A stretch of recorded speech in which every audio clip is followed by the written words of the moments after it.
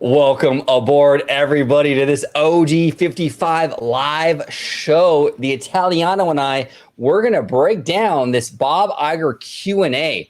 Fascinating stuff to come out of this Q&A. A lot of insight from Iger, especially, I think, with the parks.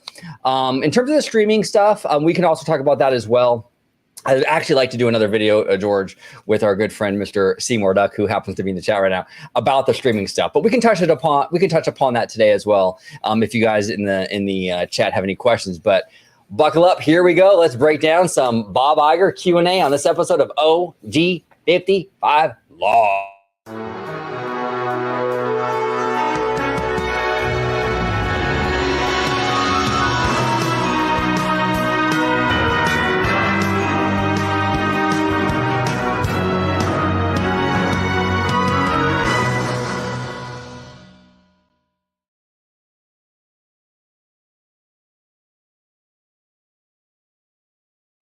Welcome aboard, everybody, to another OG55 Live. We're talking all about that Bob Iger Q&A, crazy stuff, really interesting tidbits here. There's even one tidbit in particular that George and I were talking about on the phone that a lot of people aren't really discussing, and I really want to break that down. But George, before we dive into our festivities, if you could let everybody at home know where they could find you on social media.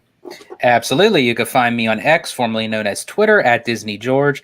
You could also find me on Instagram under the Disney Italiano. And of course, you can find me here on my home base in Orange Grove 55 with Citrus Corner, with all that sweet, juicy, but sometimes sticky Disney news and info. There we go. And we have some beautiful people in the chat. We got Mr. Matthew Murr. We got Lucy. Lucy's in the chat. We got Florentine, Mr. Seymour Duck, BJ Vincent, Tones from the Bad Thought Studio, and we got the one and only Kaylee with two E's. BJ Vincent. It's great, everybody. Thank you so much for joining us. We're going to break down this Q&A. There was a lot going on with this Q&A and a lot of hints as to, and Lovelo just joined the chat. Hey, Lovelo. A lot of hints as to the future of not just the parks, but even the Disney company in general going forward. So, George, let's dive into this a little bit. And then we're going to get into some of these. I know Kaylee has some comments about Animal Kingdom. We're going to get into all of this. We're just going to kind of set the table real quick in regards to what went down. Okay, so give me just a moment here. Okay, so this is from the Q&A, right? So this is from Bob Iger. This is interesting. Now, George, you brought this to my attention when we were on the phone today. I missed this, and I don't see a lot of people talking about this comment from Iger, but he said here, when Disney had a creative leader at the top, the company excelled. He cited Walt and Michael Eisner as examples. Now, here is why this is so important. It's a backward-looking statement, right? He's looking in the past. He's saying Walt Disney was a creative leader. Michael Eisner was a creative leader. But if you look a little deeper, if you dig a little deeper to what he's saying here, he's sort of giving us a hint as to the mindset of where he's at, and maybe even the board, with who they want to choose for a future CEO to succeed him, right? And they're almost there. They're almost there. Exactly. They're almost there. But that's the crazy thing, right? So he's admitting right now that the company excelled when they had a creative leader. So what does that tell you? They're looking for a new CEO right now. Now, here's the thing. This is encouraging news, but there is a little bit of a caveat. Well, there's a couple caveats. The first caveat that came to my mind immediately, okay, creative leader. I think most fans would applaud that. I think most fans want a creative leader at the Walt Disney Company. But everyone's idea of creative, and even leader really, but creative is subjective. So is Josh D'Amaro a creative leader because he heads the parks? Dana Walden, is she a creative leader, right? So it's a very subjective thing. Some people might say neither one of them are creative leaders. Maybe they only feel people like a Jennifer Lee is technically a creative leader.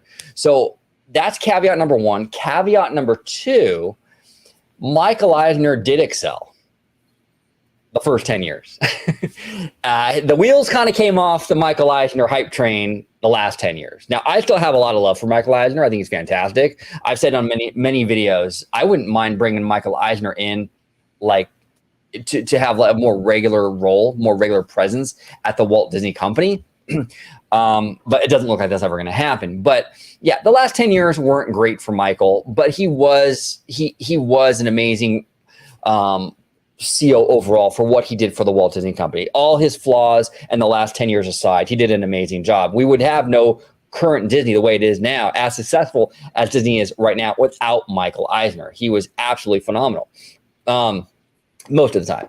But what do you think, George? So this is Bob Iger saying this. We had creative leaders in the past, and they excelled, and they worked very well.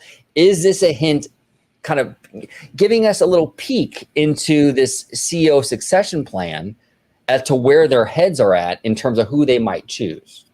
Absolutely. And I think this statement alone to Iger himself, I think, is very humbling, because I feel like in Bob Iger fashion, he's one that would never say, pardon my French, oops, I fucked up, So it's like, so kind of in his way to kind of make a generalized statement of like, I'm sorry that this is kind of going this way, but we're not going to make this mistake again.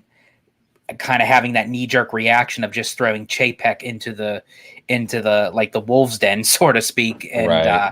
And so I feel like by him saying that, it's like, okay, we're taking, as you said, a step back into the past to look into the future. And despite the second set of 10 years, Michael Eisner was very strong, and I feel like a big part of his downfall was, his health. I believe he went in for a quadruple bypass surgery right shortly after Frank Wells's unexpected passing, which that was very detrimental to him and the company, because Frank was his right wing man. Like they were a dual partnership, and I've said it so many times before. I feel like the respectful way to literally run a company like the Walt Disney Company is to have a dual CEO role. And right.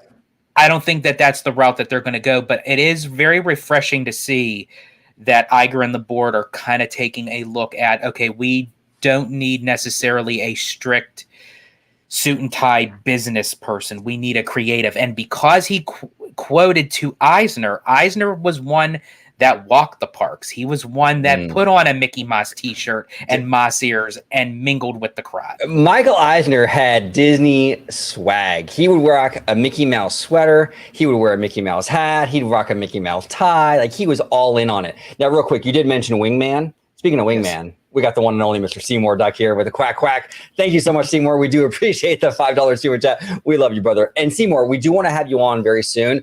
We want to break down some of this, some of these, because Iger also got into a lot of the streaming and linear stuff. And I think, Seymour, would be a fun conversation to have with you about that. Now, Epic Diz, by the way, Epic, friend of the channel for a really long time. Epic, thank you so much for joining. He says here that sounds like Bobby already has someone in mind and is dropping some hints. Now, that's taking it a little step further. Now, I thought maybe, generally speaking, they wanted a creative, but Epic is saying maybe they already know who it is and he's dropping breadcrumbs. Is that a possibility, George? That's a possibility. I didn't really actually think of that till right now, but would kind of make sense. And also too, Iger had also stated to his team and many of the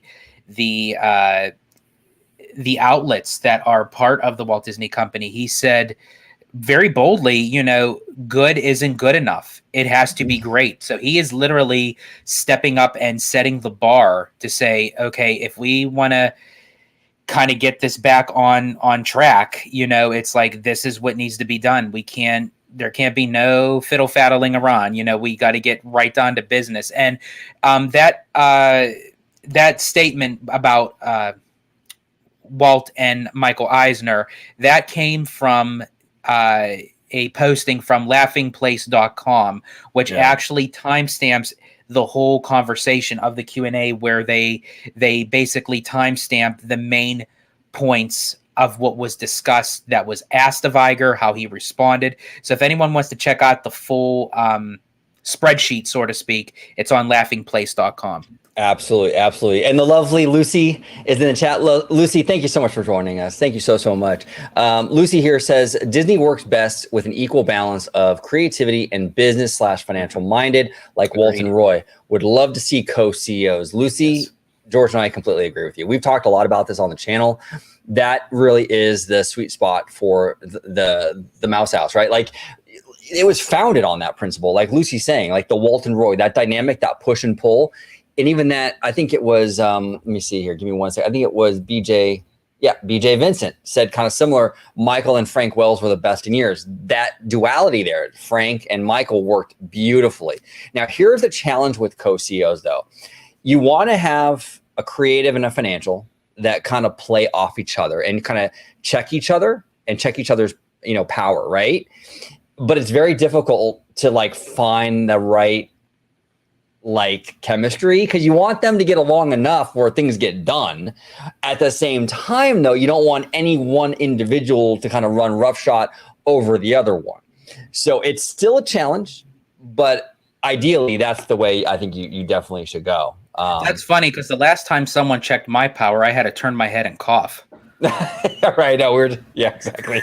Exactly, George. Exactly like that.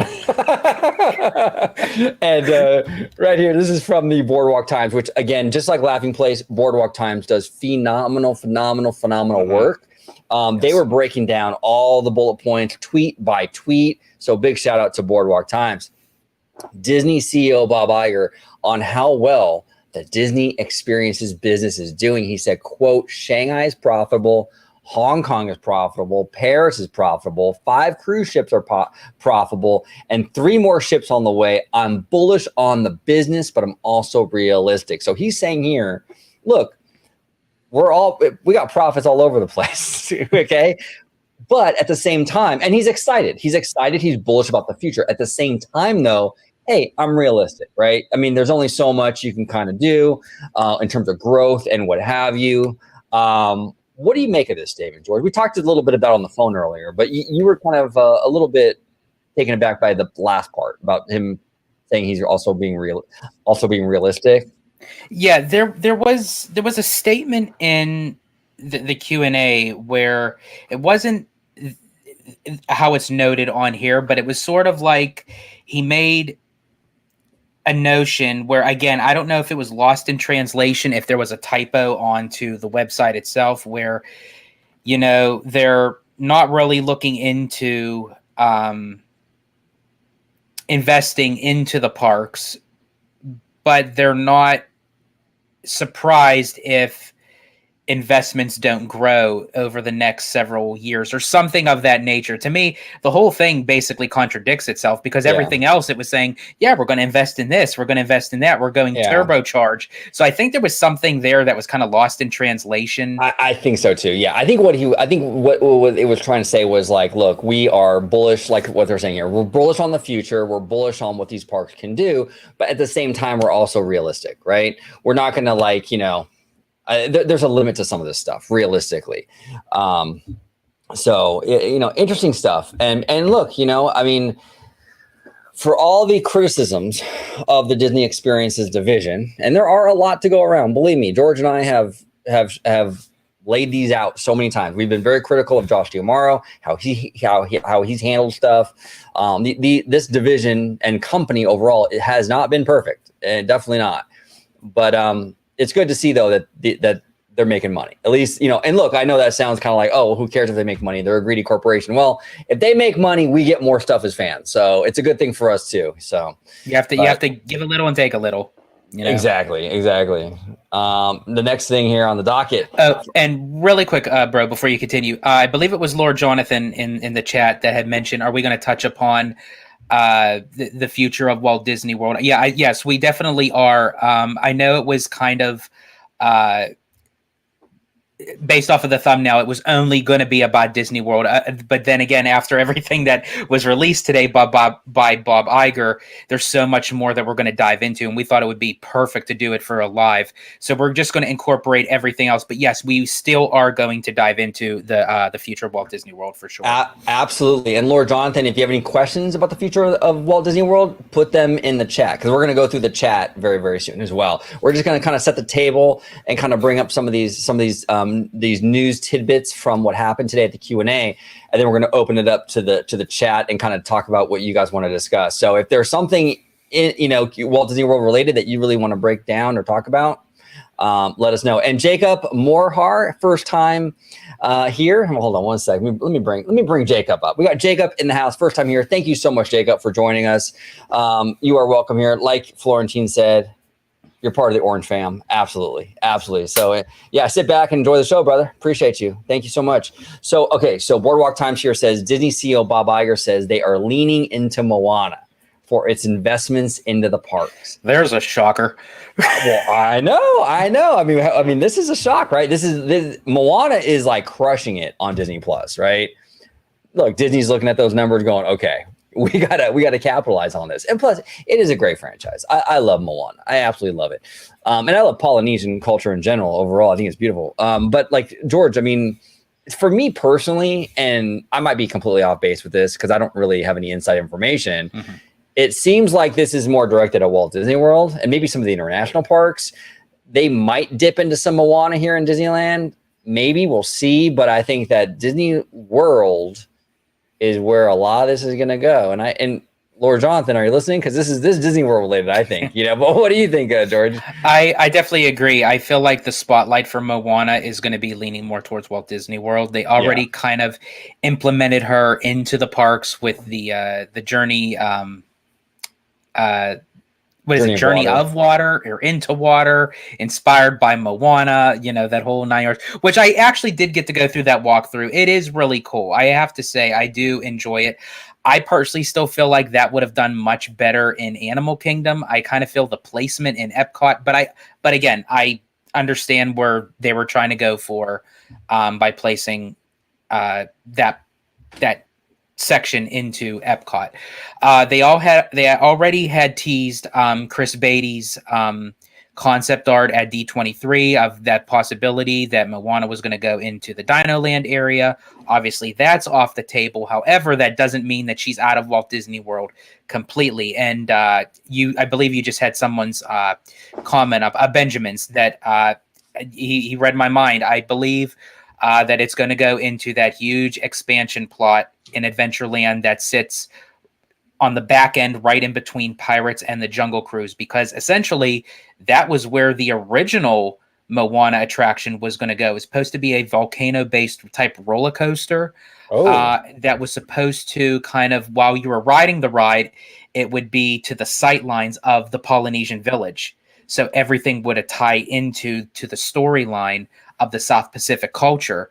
But unfortunately, they had, the budgeting during that time, and they had to choose either between that and Tron, and Disney went with Tron. Yeah. I mean, in hindsight, well, I don't know. I mean, it's all subjective. For me personally, I would have loved the Moana thing personally over the Tron. You know what I'm saying? Yeah. But that's interesting. Absolutely. Benjamin follows up with, which leaves Beyond Big Thunder a mystery. Kind of does. So far, yeah, it really does. And before I touch upon that too, I just want to say, because I had this conversation with UOG on the phone earlier, I still wouldn't necessarily take Moana out of the equation at Disneyland. And here's the reason why. For the last time that I was out there for the 12 days that I was out there, I have noticed George, man, Mr. Vacation. You're like Jay-Z, on the yacht, just like vacationing, just doing it big, doing it big. Go big or go home. Go balls to the wall, as I always say. Yeah. So for me, I've noticed a lot of implementation of Moana into Disneyland Park. Right. For instance, she had her meet and greet actually right across from the Alice in Wonderland ride in Fantasyland, which I thought was kind of interesting. At Disneyland? At Disneyland. She was standing. Yeah, she was standing meeting and greeting kids, signing autographs, literally right across from Alice in Wonderland. See, that's interesting, George, that you say that, because we've talked, and Slimer's in the house. We love Slimer. What's up, Slimer? But that's interesting because we talked a lot about on this channel how Disney sort of will beta test things, right? They'll put a meet and greet in a certain area to kind of see how that IP works in a certain area. So we see it a lot with like Zootopia. We see a lot of the Zootopia characters over there in DCA, in that San Francisco row, right? We saw a lot of Marvel characters in Hollywoodland before the Avengers campus got greenlit. So they definitely do this, and they've been doing this for a long time, even back in the day. And I'm going to age myself right now, but before Toontown, we had the Disney Afternoon Live right there in the Small World Mall, which was kind of like a little version of Toontown. You had like Scrooge McDuck's like house and all this other stuff. It was like a cheap temporary version of Toontown, basically. And then we ultimately got Toontown. So Disney definitely uses meet and greets as a way to sort of judge if this thing works or not. And the fact that she was over there in Fantasyland, are they thinking about putting Moana in Fantasyland?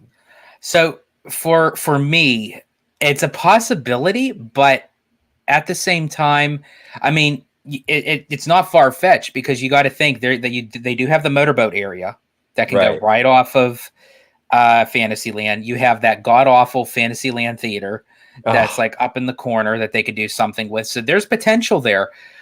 But I threw out the suggestion to you, and you brought up a really great point to me after I had mentioned it, that we have talked about, and also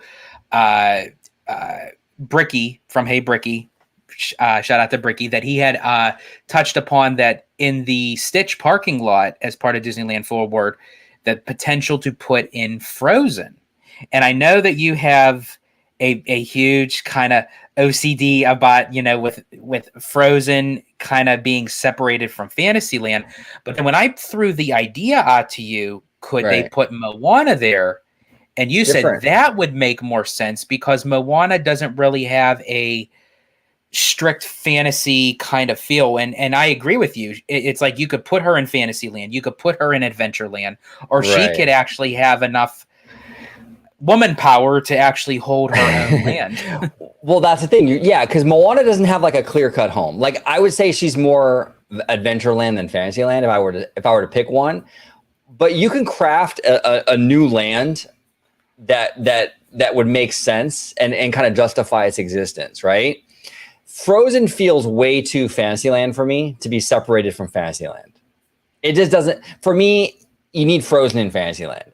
Moana, though, if you had like a South, like a Pacific, a specific, a South Pacific area, land or whatever, and Moana is part of that, that would be a cool little land in and of its own. You know what I'm saying? Now, Lucy here says the gummy bear boats. Yes, the gummy bear boats. That was when we still had the motorboat cruise area. That whole Disney Afternoon Live, they rethemed everything. It was like overlay, and the motorboats were gummy bears. Amazing. Good call. Good catch, Lucy. I used to love those when I was a kid. And I used to love those. Before we move on, if you wouldn't mind bringing up actually Iger's audio from the Q&A when he was talking about the possibilities for Disneyland Forward. Dude, I so mind, dude. You got to Venmo me $10 for this. Are you kidding me? I so mind, man. This is like, come on, you're asking me to pull something up. Oh my God. No, I'm kidding. All right, let's go ahead. I'll pull this up, and let's go ahead and see what Bob Iger has to say about Disneyland Forward. Here we go. And this is from Scott Gustin. Shout out to Mr. Scott Gustin. If you're a fan of OG, you know we are a fan of Scott Gustin. He is the GOAT. We have just gotten approval from the city of Anaheim for the biggest expansion of Disneyland really since we opened California Adventure in 2001. So in over 2 decades. And it's a huge expansion. We haven't been specific about what will be in it, except for Avatar, which, going back to the flywheel, by the way, is an extremely successful land in Orlando. So that's one. We have just so Bob Iger here says, all right, so we haven't talked about it except for Avatar, which is extremely popular in Orlando, not to mention the box office. Both of those movies, $4 billion, right, worldwide. And Mariana, that's a great question. We'll bring that up. Mariana, and I believe someone else asked the same question. We're going to talk about that in a second. Absolutely. But Avatar's a massive franchise. And he reiterated, he says that Avatar will be part of Disneyland Forward, right? So that really does, look, it's not going to be in the Autopia motorboat sub area. You know, we know that now because it's part of Disneyland Forward. So that's not a part of Disneyland Forward. Plus, Autopia is getting electric cars. You know, the reality of the situation is Autopia is here to stay, right? So it's not going to in Disneyland as we know it now. He's saying it's going into Disneyland Forward. What does that mean? Well, it's either going to be the Stitch parking lot as part of Disneyland, or it's going into the Simba lot as part of DCA. The rumors we're hearing is it's leaning DCA. So it's probably going in the Simba lot. It could also go, there is a rumor that it might go into the Hollywoodland area of DCA. That's a possibility. That's a little bit more of a shoehorn, a little bit tighter in space. You also have the monorail running through Hollywoodland, as Hey Bricky mentioned in his video, complicates things and makes it more expensive to kind of work around. I'm leaning towards the Simba lot in DCA, but I mean, what do you think? Or it could be a little bit even more far-fetched. It might end up in the Toy Story parking lot. Well, yeah, it could be a third park thing. I mean, that's the other thing too. I mean, that's the longer shot, I think, you know, right now at least, but it could be. It absolutely could be. So that's interesting. It's also interesting he mentioned this is the biggest expansion at Disneyland Resort since DCA in 2021. That's huge, man. 2001. 2001. Yep. 2001. What did I say? 2021. Oh yeah, no, not that soon. No, 2001. So that's fascinating. You know what I'm saying? So interesting stuff. They seem very bullish on the Disneyland Resort. Now, I want to bring up this question from, and I'm going to go through the chat. We're gonna hit all these comments because you guys have fantastic stuff in here already. But Mariana mentioned here, did Iger choose people that favor Disney and not criticize Disney? Honestly, Mariana, probably so. Probably. Like, I mean, you know, what do you want him to do? You know what I'm saying? You want him to get somebody in there that's going to be like, hey, no, F Disney, or, you know what I'm saying? I think they're going to pick more favorable people. What do you think, George? Do you think with this Q&A, they picked people that were a little more Disney friendly? I would think so. I don't really think, especially with all the issues that had a lot of issues of dealing with people that were not kind of Disney-fied, so to speak, when it came to like the Florida politics sort of thing that were kind of against Disney and what have you. And I think Iger and the board doesn't really want to lean towards someone that doesn't really necessarily know the brand. Now, they don't necessarily have to be engulfed into Disney. Because again, if you say that, then it's like, well, Michael Eisner and Frank Wells, you know, they both came from Paramount and Warner, you know. So as long as they understand the business, but is not someone that would want to corrupt the company in any means, you know. Well, and here's the issue too with a lot of the, like, when you have like the shareholder calls and people will ask questions. I'm not necessarily against that kind of stuff, but an issue that I've seen in the past when it comes to that is that, and I don't know who was honestly, Mariana, I don't really know. In all truth and honesty, I don't know who was asking these questions. So I can't make a judgment call on any of the people that were asking questions today. Okay. But in general, in the past, a lot of times these Q&As, people take it as an opportunity to get on their soapbox and sort of rant and rave and lecture and kind of get their, you know, their 5 minutes of fame. You know what I'm saying? You see a lot of that, you know, and it's like, I think they want to kind of avoid stuff like that. And I understand why. So I don't think it's necessarily about maybe even like criticizing Disney, but a lot of times it's about how they do it. And is it a constructive criticism, or is it just someone getting up there and wanting to be like, yeah, you know, just being belligerent. Exactly. So I think there is a little bit of a vetting process here to kind of eliminate some of the obnoxious sort of like, you know, hey, you know, kind of stuff. And I understand where they're coming from with that. You know, I mean, I don't know. I think people might disagree with that, but I think that's kind of where I'm at with it. Okay, so let's go ahead also real quick. I want to touch upon this. This is going to be interesting. A lot of people are talking about this. He mentioned Epic Universe. Oh my God. Okay, so Disney CEO Bob Iger on Epic Universe, quote, when Universal has expanded it brings more visitation to Orlando. We've had competition from them for a long time. I'm mindful of what they're doing. It's not something that should be distracting or anxiety provoking to us. I've said this many times before, and a lot of fans, they want to get on this thing where it's like, if Universal does anything, Universal can fart, and what's Disney's response to that fart? You guys, Disney is number one, and they should not get in the game of whack-a-mole with Universal or chase Universal's tail. What Disney needs to do, and I've said this forever, Disney needs to just make good quality stuff, right? Immersive quality Disney level stuff, and just do Disney, and you'll be fine. You don't need to sit there and every time Universal opens any little thing, respond to what Universal is doing. That's not you don't want to get super reactive, and that's not how number one should behave. And Disney is number one still. You know what I'm saying? So I think Disney needs to do Disney. Okay. So when you do these expansions out there in Florida, just make sure these expansions are well thought out, high quality, you know, and open them on your own timeline, Disney.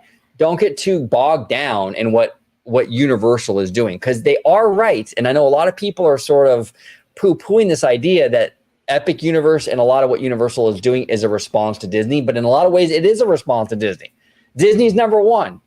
Disney's bigger in Florida. So it is a response. Universal's trying to catch up and become another Walt Disney World, the best that they can, you know what I'm saying, within reason. It is a response to Disney in general. Okay. So Disney just has to keep doing what they have been doing since 1971 and continue to grow Walt Disney World, but do it in your own time, in your own time frames, and just build the best, highest quality thing you can possibly do, and you'll be fine. You don't want to get bogged down in this whack-a-mole with Universal. I don't know why fans necessarily even want that. Let Disney do Disney, and not every resort and not every company has the same needs. Universal is in market share growth mode. Disney World is not. So what's good for Universal is not necessarily good for Walt Disney World. Disney World would not benefit from a new park. 5 parks is not going to help Walt Disney World. I think it would cannibalize and do more damage than good. But another park at Universal is beneficial to them. That's beneficial to where they stand right now. Each case is different. So that's why Disney has to do what's good for Disney and stop trying to chase Universal's tail. That's not the best approach. George, what are your thoughts? Yes. For me, I know fans kind of have this notation that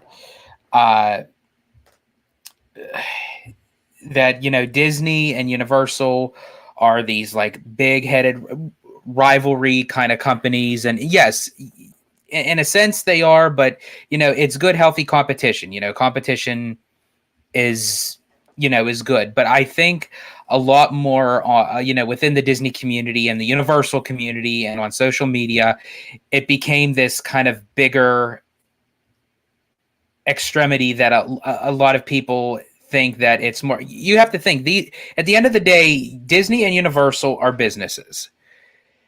I'm for sure all these people have been into the same kind of banquets, the same kind of meetings. They cross paths probably on an everyday basis.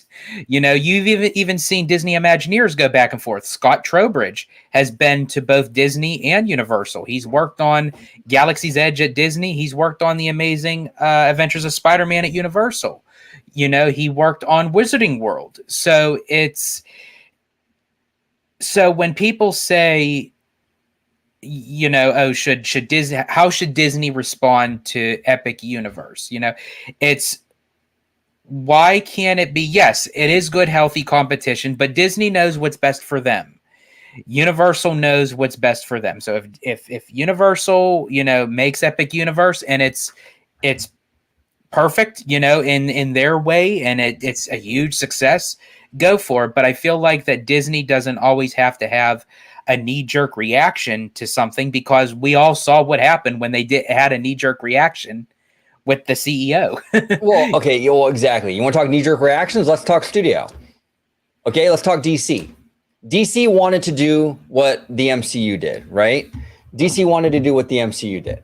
right? So what they did, they reacted. They chased the MCU's tail. Oh, we got to respond. We got to do what they're doing, right? How good did that DC cinematic universe do in general? How good did it do? Did it do good? No, it did not. It for the most part, aside from a few gems like Wonder Woman, the DC expanded universe or whatever they called it was a flop. It really was. Okay, because you know why?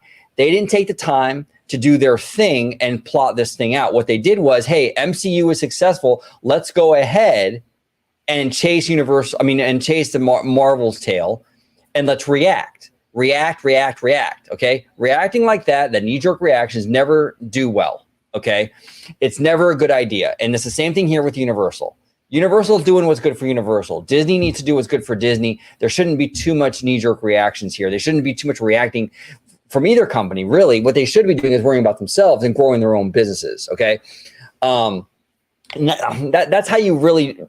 I don't know. That's the best approach. And Lucy here is absolutely correct. A confident leader quells any anxiety and worry. I think his response to Epic was perfect. Exactly. What do you want the guy to get? I don't know what fans wanted him to do. You want Iger to get up there and be like, "Oh my gosh, we're terrified. We're shaking in our boots for all these carnival rides over there at the Isle of Burke." I'm kidding.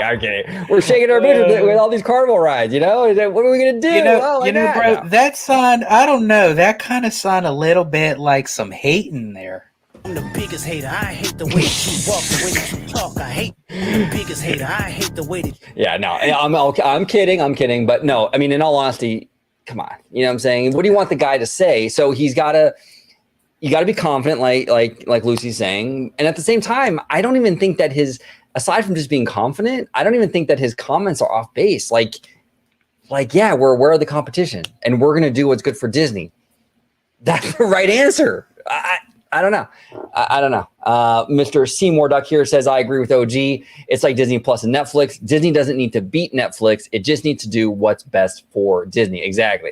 And Seymour's talked about it before, where Disney isn't just about streaming. They have theme parks, a movie studio, cruise lines, a bunch of other things. So it's not dependent on that streaming service like Netflix is, So Elgo here says quality is what Disney does best. That's all they need to focus on. Exactly.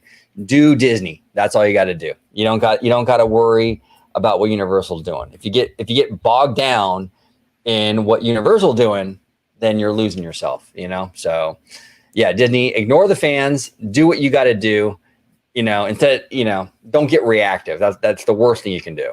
Kaylee with 2 E's says here's my grand plan for Animal Kingdom, Zootopia Land, and Dino Land. Ooh, that's controversial, Kaylee. That's controversial. Zootopia Dark Ride can go in the dinosaur ride with the same vehicle they have now, but similar to the Shanghai. South America Land can go in Rafiki Planet Watch with Encanto and Up themes, Paradise Falls, and capybaras. What do you think, George?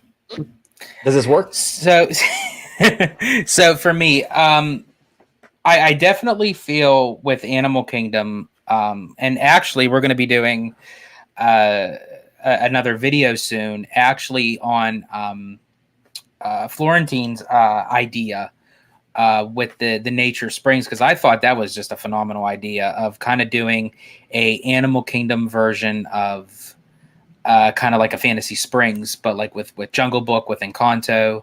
I do, Kaylee, I agree with you.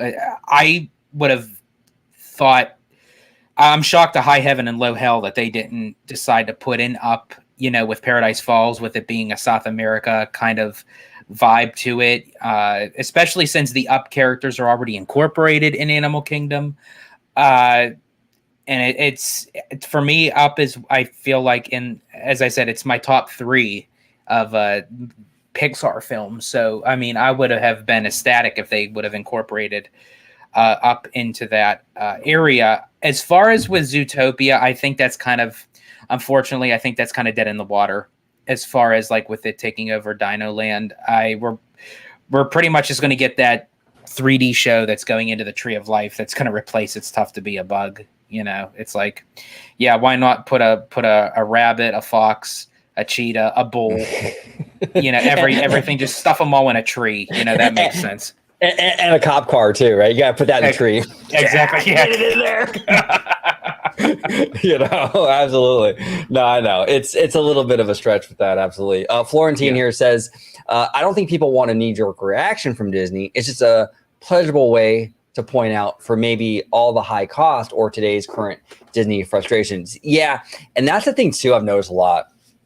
I feel like even when Universal does something big, which Epic Universe is going to be huge, right? It's still about Disney though with the fans. I feel like it's still the like, okay, Universal spends all this money to build another park, right? They're going big, right? But at least on my timeline and my Twitter and my stuff could be different. So everyone's experience might be different. But whenever Universal does anything, it's always about what Disney's response is going to be. It's never like focused solely on just Universal doing great things. So that's like, for me, it's kind of points to like the direction of like, well, that's where I think people are still in the mindset where Disney matters the most, because even when Universal drops amazing stuff, it's like, okay, what's Disney's response? It's like, do we like Universal though, or are we just using Universal to get a response out of Disney? What are your thoughts on that, George? I mean, we obviously follow similar people, but not all the same. I mean, are you seeing the same kind of stuff on Twitter where it's like Universal drops amazing Epic Universe news, but the whole conversation is dedicated to Disney's response? Yeah, I mean, it's kind of like, just let Universal have their moment. Just say if it's good job, Universal, or if it's something that's not to your liking, I don't really care for that too much. But they find an excuse to say, oh, this is the greatest thing since sliced white bread. Where meanwhile, if Disney did something like that, it's like, oh my gosh, it's like the most terrible thing on earth. right? And it's they have to justify the notion of, oh, okay, well, we're waiting on Disney. Can't wait to hear what Disney has to say. Disney has to respond. Well, apparently, if you're on Team Universal, apparently you're so caught up in what Disney's going to do, it doesn't necessarily seem like you're on Team Universal. Right. That's what I'm saying. That's why I feel like it's more about Disney, this whole conversation. And I feel like a lot of the buzz with the diehard fans is more about Disney and pushing Disney to do more than it is about actually being legitimately excited for what Universal is doing, which is sad because there's a lot of cool stuff, being brought to the table with Universal.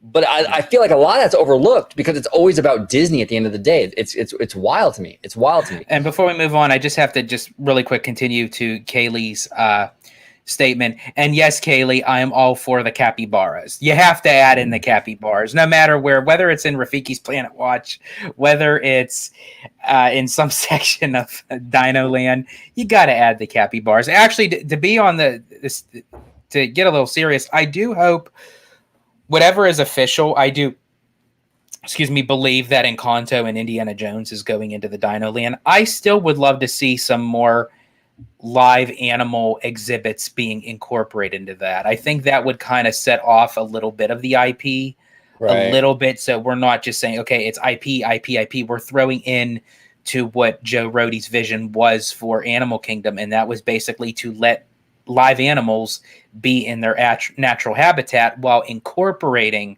the storyline of like what Disney uses with the IPs. Yeah. And speaking of IP, Bob Iger mentions that. I don't have the exact quote, but he talks about utilizing new IP going forward and what have you. So the days of the non-IP attraction, I think are pretty much at this moment, at least, dead in the water. I think they're really going all in on this IP. But David Navolo, David, good to see you, brother, says here, Disney always used to react, but reacts with quality. MGM in response to Universal. Animal Kingdom to beat Busch Gardens. The difference now is Disney is so unpredictable. That's interesting. It's interesting. I mean, what do you think about that, George? Like you're a big Walt Disney World fan. Uh-huh. What do you think about Disney back in the Eisner era being a little more reactive? Because David's right. They were reactive. It's on record. Eisner built MGM to respond to Universal. Exactly. Right? He had to make sure that park was open 1 year, even if it was days, but he made sure it was open 1 year before Universal opened, right. And then of course he did the infamous Disney Decade and what have you. Islands of Adventure, was on the verge of opening up, even though it was probably decided upon many years before. But again, we don't know what goes on internally of what they're talking about. So they know what Disney knows what Universal's doing before we do. Universal knows what Disney's doing before we do. I'm sorry. It's internally within these corporate companies. It's just what it is. So, Eisner probably responded with Animal Kingdom, because Animal Kingdom opened a year prior to IOA. So I do feel that, in the Eisner era, he was like kind of all for it. He was like one that kind of rolled up his sleeves and I don't want to say got his hands dirty, but I mean, Right. he made it well known to the public. It's like, okay, you want to battle? Let's rumble. Yeah. See, I love Michael Eisner. I think he's great, but I don't know. I don't know if that was the best thing to do. Because look at MGM Studios has been a hot mess ever since. Kind of has been. I mean, it's gone through multiple re-themes. It's Hollywood Studios. And look at Animal Kingdom. And look at Animal Kingdom. I mean, it's a beautiful park aesthetically. To me, it's honestly, it's my favorite park at Walt Disney World for many reasons. But even the cost cutting at the very end with Beastly Kingdom, they had to let that go because it felt like everything, the intentions were well, but it felt like everything was being rushed.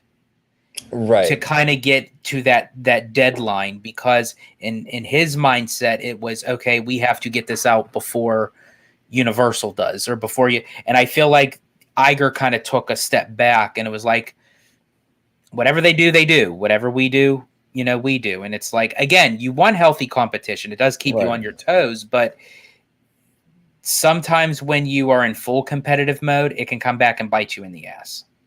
Yeah, you don't want to be, you just got to do, like, for example, like we have this YouTube channel, right? I'm not going to sit there and like scan Disney YouTube and go, okay, this creator made this video about this thing. This creator made that video about that thing. I got to do a video about that thing because, it's like what we do here on the channel is we just make what we want to talk about, regardless of what anyone else is talking about. You know what I'm saying?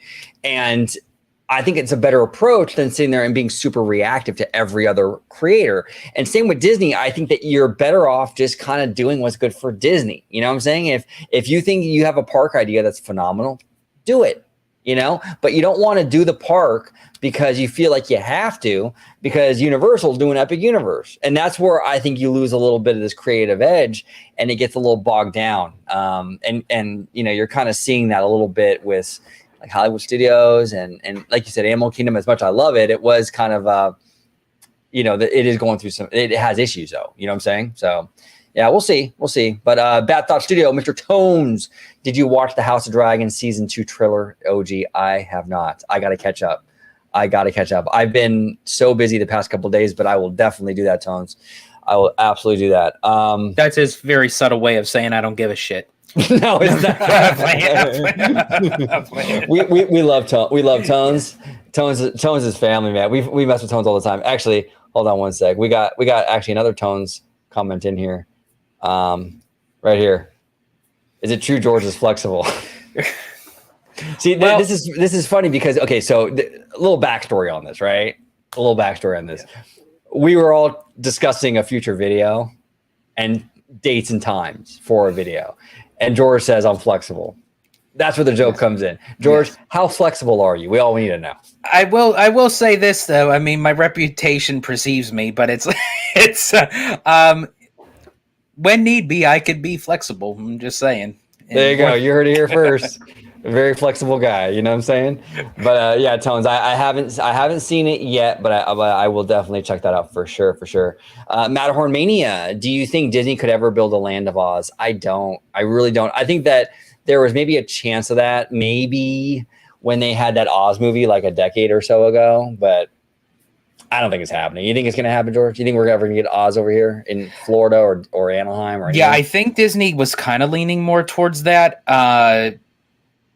Actually, believe it or not, I think that's what the older Beyond Big Thunder would have been, because it would have been off of Frontierland, because with the Wizard of Oz storyline, it would have been like off of the Kansas, so you have like that old farm Western kind of notion, and then moving into the Land of Oz. I think they were considering that, as you said, with Oz the Great and Powerful, but it just kind of died on death's door. So it's I don't think we'd be getting anything anytime soon. I don't think so either. And actually, isn't Universal coming out with a Wicked movie? I think it's a Universal movie. Yeah, so maybe they'll do something with Oz. Maybe if that movie is like really successful, maybe you'll see like a Wicked area or something, you know? We'll see. Our friend Marianne, the girly nerd, is in the house. Girly nerd here says, Tron is definitely a more under the radar franchise. I couldn't ride it and takes up a lot of space, but it looks cool. I'm with you, Marianne. You and I can wait in the gift shop for George when he rides it. Because I'm too much of a chicken, man. I didn't go on it when I was out there in Florida, but do you like that ride, George? It's pretty cool, pretty fun. It's decent, I'll say. I do feel like it definitely packs a punch during the launch. I think the launch is the best part. I have rode it with Slimer, and I do agree with him. It was my first time actually riding it front seat. If you want the best experience on Tron, ride the front cycle. Because you get everything, you basically get everything first, so to speak, and you get the first-hand look at what's going on around you, even though the ride is very short. But you can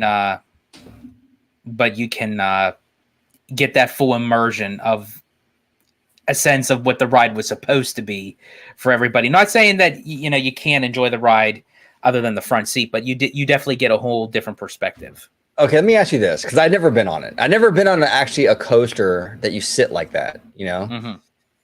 How does that hit you? Like, in terms of like, because in a roller coaster, you have a certain feeling when you're sitting there in a chair, you know, in the vehicle. A certain feeling in the butterflies in your stomach and the whole thing.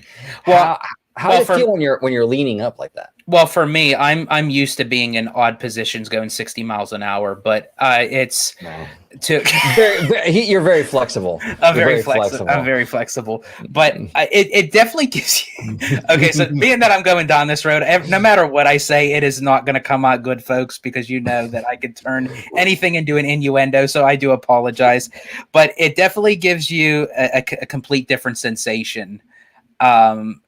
Than what a normal roller coaster would give you, because it kind of gives you feel more opened. And so it allows you, and especially if you lean forward, it definitely gives you a little bit more of a thrill, sort of thrill. Well, yeah. Ian, thank you so much for joining us. We do appreciate you, brother. Ian here says, I wrote it 7 times. He went on it 7 times. To Marianne, that's a lot of gift shop time for you and I. For going with Ian, we're in the gift shop a long time. But I wrote it 7 times last trip. The back is crazy fast, though. It really pulls you. Have you been in the back? In the launch, yes. If you are in the very back, the launch, that would probably be the thrill within itself. Okay. Because the further, with a type of ride like that, even if you were in, just to say, like the Incredicoaster or Rock and Roller Coaster or any kind of roller coaster in that sense that catapults you, the back is the best part of that sequence. Okay. Interesting. We have Florentine here. She's asking Tron versus Slinky, which is worse? Which is worse? Or which one do you prefer? And which one would be worse by default? Either way. Oh, actually, you know what? I think she's asking the intensity, because she's saying that she's in the gift shop. That's what I was actually going to say. That makes sense. Worse intensity, it would definitely be Tron. More so because of 2 reasons. 1, the launch, and 2, because of the position that you are in with the motorcycle, you feel more open, flexible, right? So you don't flexible, yeah. So you don't necessarily feel that restraint too much, because literally you are restrained, you are safe, but you can literally put your arms up, you can kind of sit up off the cycle, you don't even have to hold on, and it gives you that feeling of, oh my gosh, like I'm safe, but really am I? And I'm a daredevil that way, because I just enjoy rides like that. As I said, I went on a roller coaster literally where they lay you down and you go backwards. Yeah. See, I don't know, man. I'm not a coaster enthusiast. I'm just not. I'm not a coaster. You've been to Disney with me. You know what I'm saying? I'm a sit and chill kind of guy, man. Yes. I love the atmosphere. That's my jam. Yeah. But Marianne here says I'd ride Slinky. That looks fun. Yeah, it is fun actually. It is. We did ride that one. You did do Slinky Dog. You Yeah. said that was basically that you said that almost hit like your because there It were did. certain moments of that coaster where it's like It's whoa, it kind of gives you that free fall kind of sensation in your stomach. Yeah, Marianne, it's definitely more intense than you probably think it is. I can do it. I would ride it again. But if you go on it thinking it's going to be like the Gadget Go coaster, it's not. It's a lot faster. It has intensity to it for sure. You know what I'm saying, right? Wouldn't you say, George? I mean, it's intense, but it's not Tron.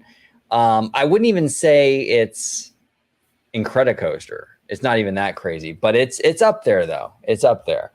Let me see here. Ian Grimm says, I agree with George on the free feeling. I was nervous that first time on Tron. Were you all nervous with that free falling feeling? I wasn't nervous, although I was kind of concerned when the back, because the back part, when you lean in, the back comes down on top of you, and a lot of the cast members say, don't worry if it feels loose. It's supposed to feel that way, even though you are restrained in. Because I was thinking, oh, I thought we would be more like restrained in, but I thought, oh gosh, how's this gonna go? And yeah, after that first time, it's like, you're good to go. Good to go. Theme Park Casual is in the chat. And actually, we do have a Theme Park Casual drop. Hold on. I got so many drops now. I got to go through my whole, library of drops. But here we go. For Theme Park Casual. I don't know. Fly casual. There we go. We got Mr. Theme Park Casual in the house. And Theme Park Casual does in the park vlogging a lot from Disneyland. They recently did the big race, which they were trying to get on as many rides as they possibly could at the parks. Cool stuff. Friend of the channel, check out Mr. Theme Park Casual. If you have not already, make sure you give him a subscribe. And we got Mr. Slimer here, says, OG, if they bring back Back to the Future as a coaster, you riding. Yeah, I mean, if it's not like the Fast and Furious coaster that we're getting out here in Hollywood, maybe, that's a little too much coaster for me. I don't know. What about you, George? Oh, you're a thrill junkie. You don't care. Yeah, they can throw you upside down. You don't care. Yeah, I wouldn't care. Yeah, a La Serafin coaster. Oh, Seraphin coaster. Yeah. Well, hey, if you have a Seraphin coaster, then you got to make it look easy. Yeah, I'd go on that. If they made it look easy, I'd go on that. Yeah, absolutely. Mr. BJ Vincent here says, after seeing Tokyo Disney sneak peek of Fantasy Springs, it seems like the Frozen and Tangled boat rides do not have the ride system of the Pirate Shanghai Disneyland. Should use this for their own Tangled ride. Okay, so that's interesting. So would you be down for that, George? If Tangled, let's say Disneyland, because obviously we're hearing that DCA is getting Avatar with Shanghai boat system, right? Right. Would you be down for a Tangled ride at Disneyland, maybe in their Fantasyland or in some expansion where they use Shanghai Pirates, but for that theme of Tangled? Would you be down for something like that? Or as much as I love Tangled, and I would love to see a Tangled attraction in any of the parks, whether it's Disneyland or Walt Disney World, I don't necessarily think that the boat ride system for Pirates is for Shanghai Pirates. For Shanghai Pirates, yes. For Tangled or Frozen, I don't think that would be the best choice, because I would feel like with that kind of ride system tying into where you feel like you're going underwater, above water, I actually would use that more for Moana, to be honest with you. That's a good idea, actually. Yeah, Moana would be great for that. Like you said, you go underwater, you come back up. That's good. That's really, really good.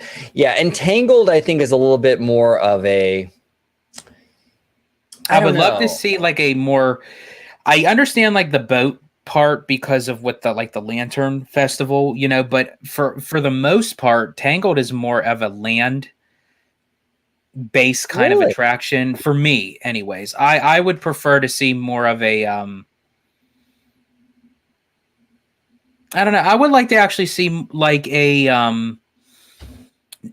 not necessarily like a Seven Dwarfs Mine Train kind of thing, but something in the aspect where it can kind of, yeah, I guess you could say that. I would say honestly, like a hybrid between the Seven Dwarfs Mine Train and Cosmic Rewind. Now, when I say that, I don't mean Oh shit. I don't mean the intensity of Cosmic Rewind, Okay, but I would good. love to see the intensity of Seven Dwarfs Mine Train, but have the ride system where the vehicle turns so you can watch different show scenes. That's interesting. That's not a bad idea. That's not a bad idea. I mean, I would, yeah. I kind of think the way they handled it in Tokyo is kind of perfect. I don't know. When you turn around the corner and you enter in that area where, they're on the boat and you see all the lanterns. I'm like, that's so perfect though. Oh, it is. It's beautiful. It does work. It does work well. I mean, I would be okay with just a normal boat ride, but again,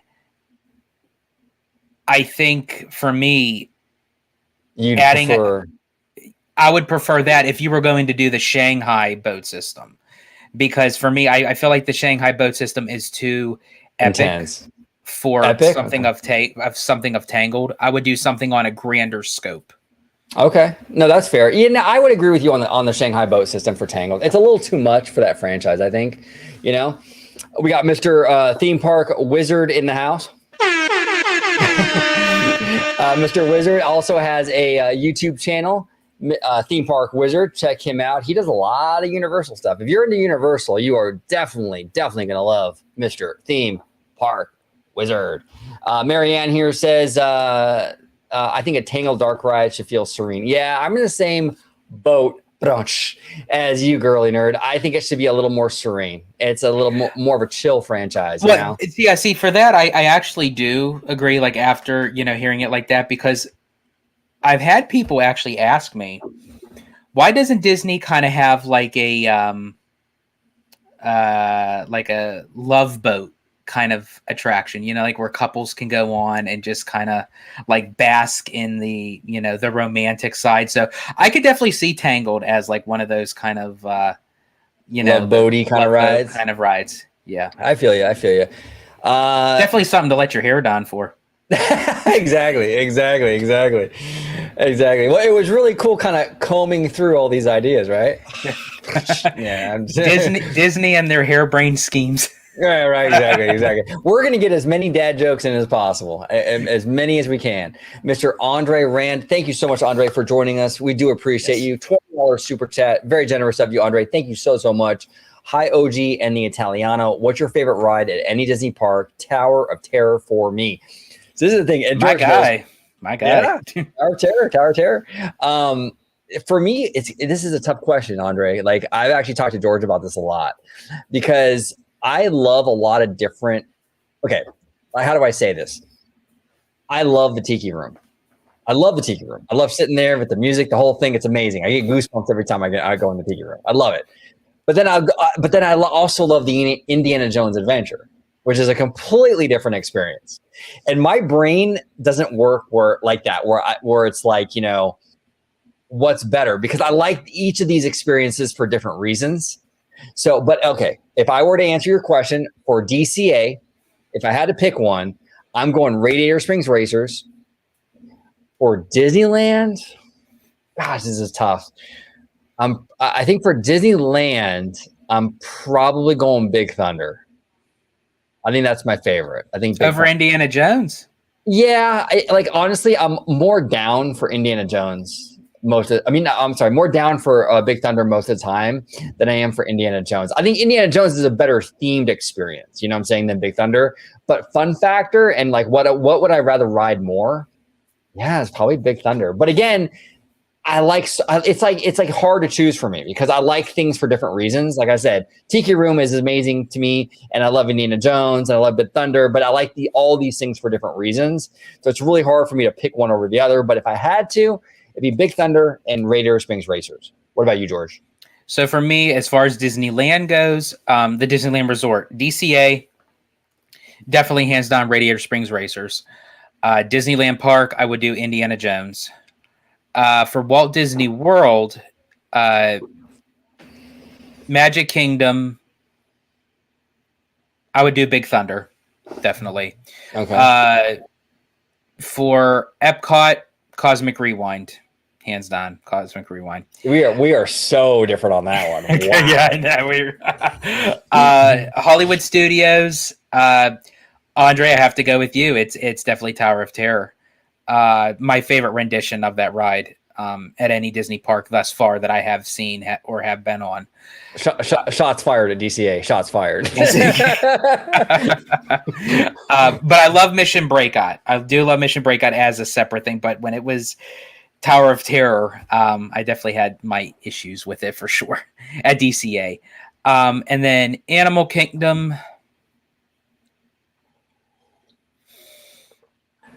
Flight of Passage for Animal Kingdom.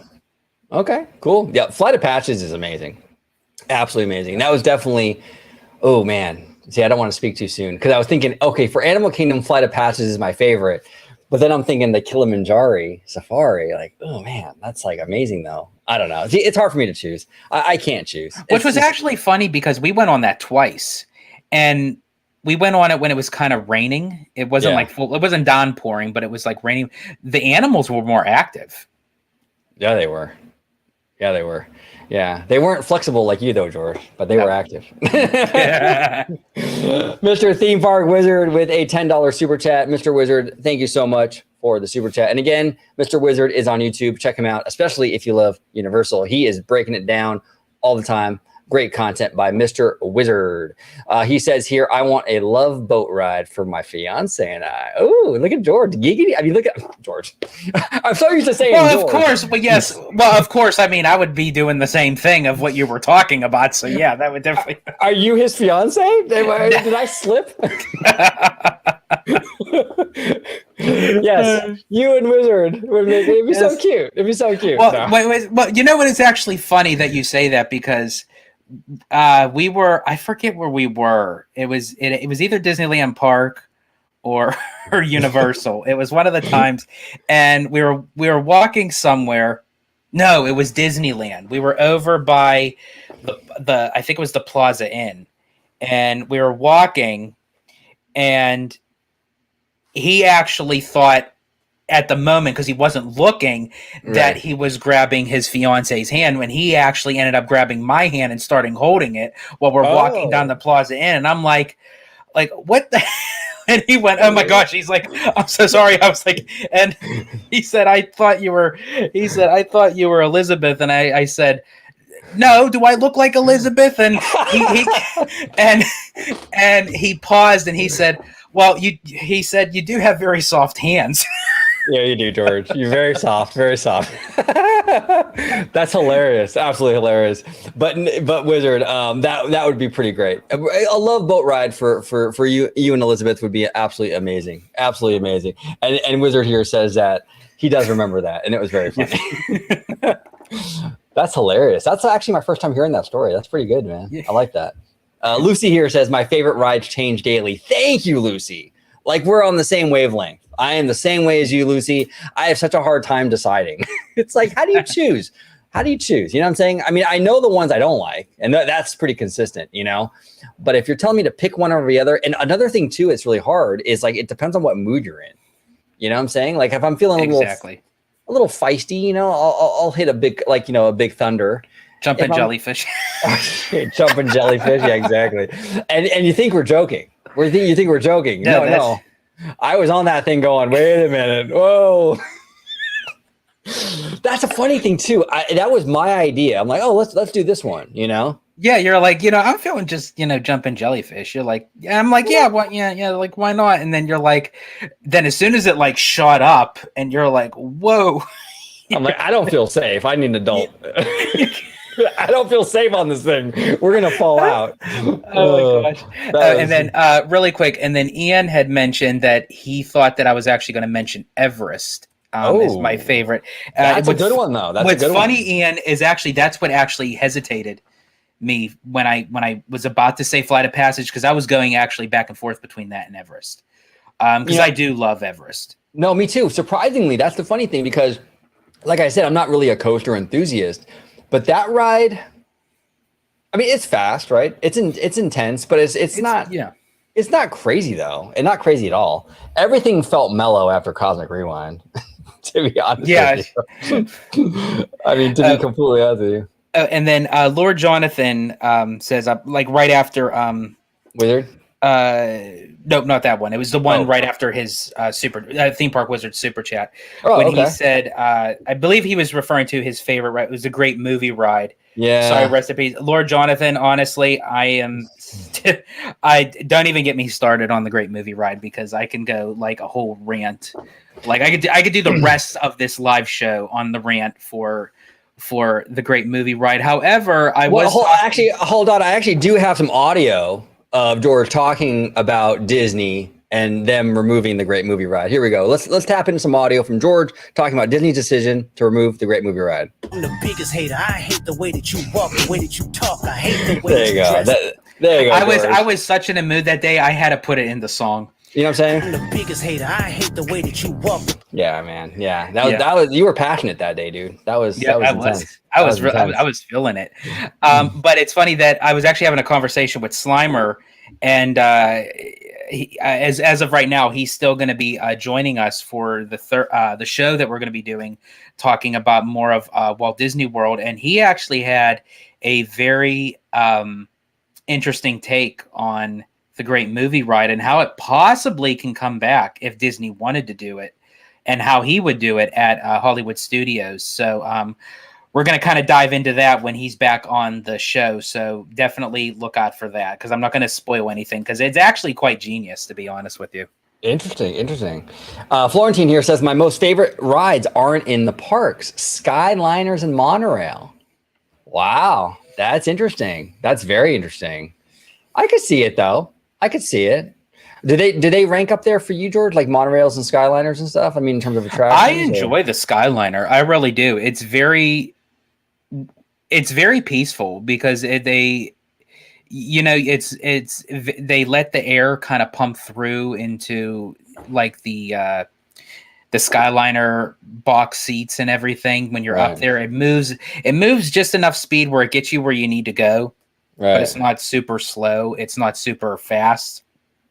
And to just look out on the whole resort, where you see the Riviera, you see Caribbean Beach, you see Epcot, you see Hollywood Studios. I enjoy the Skyliner. That's why I love staying at Pop Century. Do you go on that with your fiance, Wizard? I don't recall. Wizard, do you remember it all? I don't know. You guys enjoy each other's soft hands on Skyliner. Oh, that's great. That's great. We love you guys. Starship 824 here says, I find Everest way more intense than Cosmic Rewind. See, that's the thing. It's very subjective, right? It's very subjective. Oh, by the way, Starship, I did get your DM. I'll reach out to you later tonight. We're going to schedule a time and day for Starship to come on the channel and talk shop with us. I didn't forget about you, Starship. It's just the past few days have been crazy for me. I've had all kinds of like doctor's appointments, things like that. No, I'm not dying. Don't worry. I'm healthy, but I've just been super busy. But we will get back to you for sure, and we'll get you on the channel. But what do you think about that, George? About Everest being more intense than Cosmic? I don't know, man. Cosmic was like just like the goat trick on Big Thunder times like 100 for me. It was too much like. But I think that's probably where it got you. Where Starship might be thinking it's more intense, I do feel at times where the train in Everest can be kind of rocky, kind of like where it shakes, where I feel like Cosmic Rewind is more smooth on the track. Right. But see, now for intensity, they don't. Sorry, I swallowed the wrong way. Yeah, I'm good. Okay.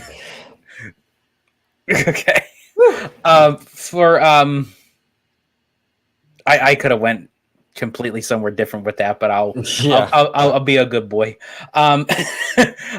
So for me, it's so hard to identify like what's more intense. Yeah. Because again, I could handle all that stuff. I have not yet found a ride where I was like, whoa, this is way too intense for me. Yeah, see, we're opposite with that. Like, you love that thrill, right? Like, you're good with that. And Mission Breakout doesn't cross that threshold for you at all? No. Oh, man. That ride is crazy. I've done it a few times, but that ride is crazy. It doesn't let you breathe, you know? Slimer here says, Cosmic is really fun drunk. That's interesting. Maybe next time. Maybe that's your key. of As how well- to get on it. Like your key to kind of getting on it. Yeah, because and here's the other thing too. When I went on the last time, I was nursing like a head injury and shit. Like I Right. felt So that weird might have- already, you know. So Yeah. let's try it drunk. Why not? You know, let's go for it, bro. Let's go for it. Let me see here. I'm kind of going through everything here. Slimer here says that George, ride lightning rod at Dollywood, you'll shit your pants. There you go, George. Lightning rod. Well, it's funny you say that because I was actually watching a video, Slimer, on Dollywood, and I was going through like all the coasters. Is lightning rod? Is that the one where the vehicle's on the track, but the seat is off the track, and you're kind of? Oh no, that's the Eagle. That's the Eagle one. I can't remember which one lightning rod is. Yeah, post it in the chat, Slimer. And while you look for that, we have a Slimer drop that we haven't played in ages. You know what I'm saying? And all these dollars got commas that come with commas behind them. And all my slammers be slamming. And all my slammers be slamming. And all my slammers be slamming. And all my slammers be slamming. There we go. We got Slimer in the house. Mr. Starship 824. The backwards part of Everest is the most intense part. See, that didn't bother me though. That didn't bother me at all, intense wise. Like, because I feel like when you go backwards, it doesn't hit your stomach like frontwards. So it doesn't bother me personally as much. And that's why this stuff is so subjective, because it's like everyone's different. Everyone's bodies are different.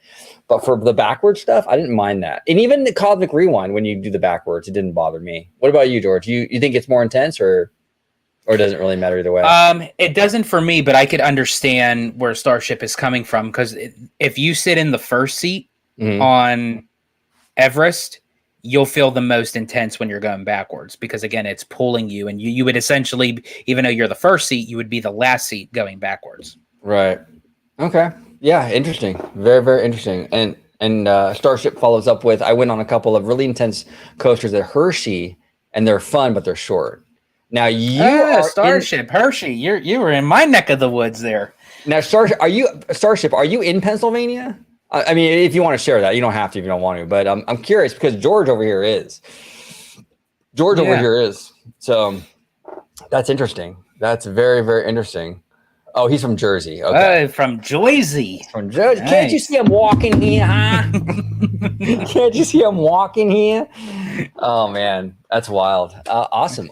We got Jersey in the house. We got PA in the house. Go ahead, I do want to take a moment. I forget who set it up at the very beginning, but they said about the speculation for the Beyond Big Thunder, where it's still a mystery, and I forget who had mentioned it in the chat, but I did find it.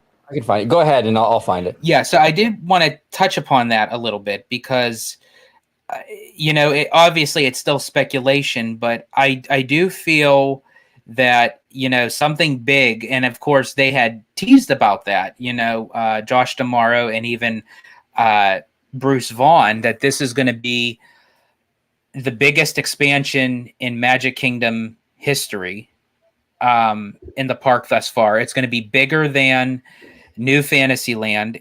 The scope of it is going to almost match up to what Galaxy's Edge and Pandora was. Wow. And Benjamin, thank you so much. So for me, I'm still leaning more towards the Villains Land that's going to be behind Haunted Mansion. It's going to be off the beaten path of New Fantasyland, and they can kind of segue into the other side of Big Thunder. They might have to shorten up the Rivers of America a little bit, but they did at Disneyland, so I'm for sure they could do something with Disney World and put in Coco. Because Coco, I feel like, would be a nice transition right off of Frontierland, and yet it would be a kind of a lighter sense that moves into the storyline before you get to the villains. But as I said, if you're going to do villains, it has to be that dark, gothic, rigid style. It can't be something that's very diluted. And again, this was another topic Slimer and I were talking about, and a lot of people were, kind of questioning the fact, well, would this ruin the Halloween parties like Mickey and Minnie's Not So Scary? I don't think it would. I actually think it would kind of help it in a sense, because opposite to what Oogie Boogie is, I feel like Mickey and Minnie's Not So Scary does incorporate the villains, but it's more so a little bit more kid friendly than Oogie Boogie Bash over at DCA.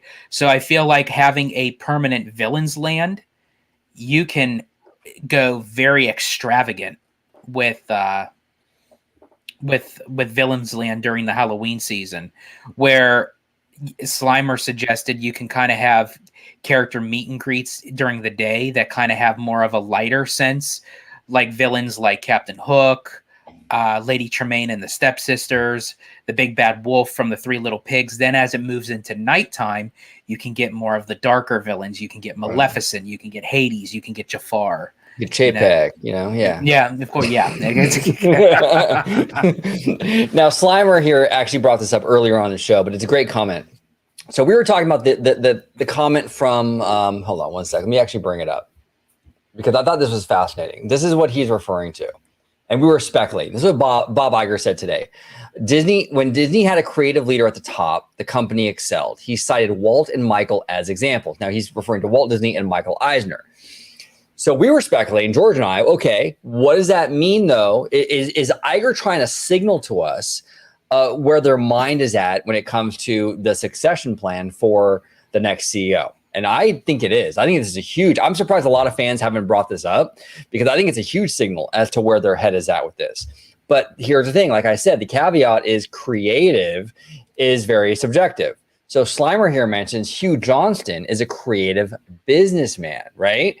And here's the thing. Hugh Johnston is the CFO right now. He's the chief financial officer. He is the head accountant of the Walt Disney Company. So, I mean, you can kind of, hey, he's creative, but he's creative in business, right? So what do you think about that, George? Like what we're saying, right? Where it's very, it's very subjective where it's like, how do you interpret creative and in what way do you kind of, what angle are you taking it in, you know? Yeah, I could definitely see Hugh Johnston being a part of that equation, but yeah, he would definitely be more of the suit and tie business side of it,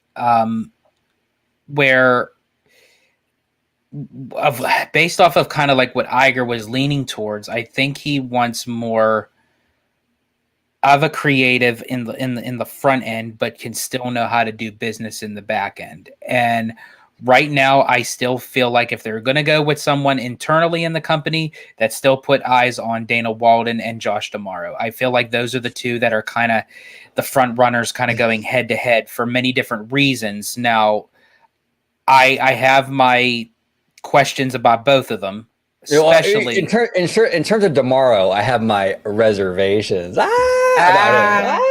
you know what I'm saying? I have my reservations about Josh D'Amaro. You know what I'm saying? Yes. Go ahead, George. I'm sorry. But no, you're that was good.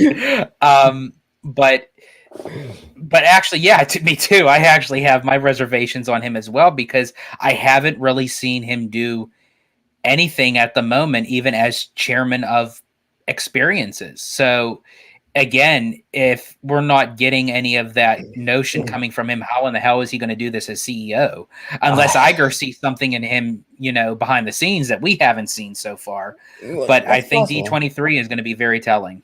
Yeah, it's interesting because the last park person, and Chapek was a park person, but he was more of a consumer products guy. But his last big position was parks, so he kind of gets lumped in as a parks person. But that didn't really work out with Chapek, But to be fair to D'Amaro, right? D'Amaro is a different guy, and he has a different set of circumstances. So while technically he's also coming from parks, like Chapek came from parks, Josh D'Amaro has the smooth factor, like 10 times more than Chapek ever could. Okay, like Hollywood would probably love Josh D'Amaro.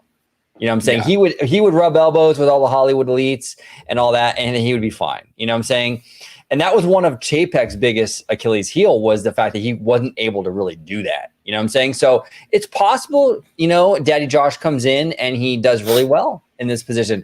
The thing with Daddy Josh for me more than anything, though, is that he just hasn't really done a great job. Like you were saying, George, with the parks, we haven't really seen much from him. So He's got to deliver. This D23, all eyes on him. You know what I'm saying? We want to see what he's announcing. He's got to he's got to go full Kevin Feige on that stage. He's got to bring the house down. Show us that you can give us some concrete stuff. Because right now, what's on his resume? What can we point to? Wow, that was Josh. What's Josh D'Amaro's legacy?